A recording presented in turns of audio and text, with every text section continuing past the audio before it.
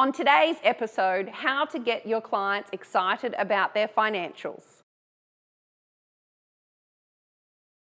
Welcome back to Weekly Q&A with Steph. I'm very excited because we're up to number 10 episode already. For those of you in Australia, I hope you've had a lot of fun this week with the federal budget. There was certainly a lot of discussion on Twitter and Facebook and LinkedIn on what people liked and disliked. So I'd love to hear your thoughts. What were the good parts? What were the bad parts? And what would you really like to have seen in this budget?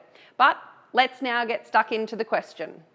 Chris Tinter asked, how do you get your clients excited about their financials? Thanks, Chris. This is obviously a really difficult thing for a lot of accountants to be able to do. You know, most of us do get excited about our clients' numbers, but it is difficult to translate that back to the client at the same time. I think it really starts with your team. So your team has to be excited themselves. And if they're excited about numbers that make sense to the client, as opposed to just numbers in general or, you know, what's actually happened in every single general ledger category, that will then start to get the client really engaged as well. So I always like to start with the team. Make sure they are excited, but make sure they're excited about the right things. And that's the numbers that will actually help the client achieve what they're trying to do. And that might be growth, that might be cutting down costs, that might be getting their percentages back in line with industry averages, that might be doing anything else. But these numbers, if you want your clients to be excited, have to be numbers that resonate with the actual client. And I know you actually asked me the question about getting your clients excited about Xero and implementing that and being able to look at it on an ongoing basis. But I think it's much more than that, and it has to be the numbers that make sense to the client. So I'll give you an example here. We have quite a few hospitality clients and they're actually using Kounta. Now for those hospitality clients, they understand that yes, there are certain percentages that need to be right in their business and they need to hit a certain turnover level and their staffing needs to be at the right level, etc. And sure, they could have a look at their profit and loss on a weekly or a monthly basis out of Xero, and they can have a look at all of the reports in Spotlight reporting that we do for them on an ongoing monthly basis. But the key for them on a day-to-day and the key for them on a week-to-week is really looking at things like the average dollar sale or the best time of the day of their sales for certain days or the best sales day of the week, etc.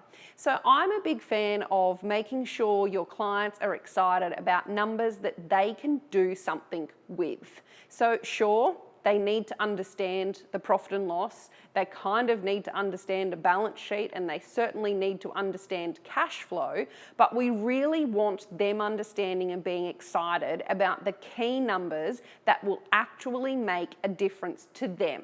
So the ones that they can look at on a daily, weekly, monthly basis and do something about. So getting your clients excited is more about understanding the things that will motivate them to change, the things that they actually can grasp on that ongoing and recurring basis that you can then start to educate them on the much bigger picture. So if you think about focusing with a client on the average dollar sale, of course they're going to be working with the rest of their team for upselling, okay, how do we get a cake with this coffee, etc., etc. But then once they've got that knowledge, once they've got that understanding and they can see those things changing, it's the prime time to start to introduce them to the rest of the numbers. So the rest of that profit and loss. And I think for everyone, if you want your clients, excited and engaged, and this is especially so with younger clients who don't necessarily have the financial training and background, it starts with the simplistic stuff and then has to move to the much harder things. So for us, I always start, even with our Spotlight reports we prepare for clients every month, I always start with things that are simple, things that they will understand and things that resonate with them. Then I moved to the education phase of being able to read a profit and loss. And not only just being able to read a profit and loss, but actually getting engaged with what that means to their business, in being able to see trends, in being able to see changes and when things happen. And then, of course, you can move to that education phase around this is what a balance sheet is, this is what it means to you, this is what a cash flow is, and this is what it means to you. So my advice in terms of getting your clients excited about understanding their numbers is really hone in on what they understand to start with.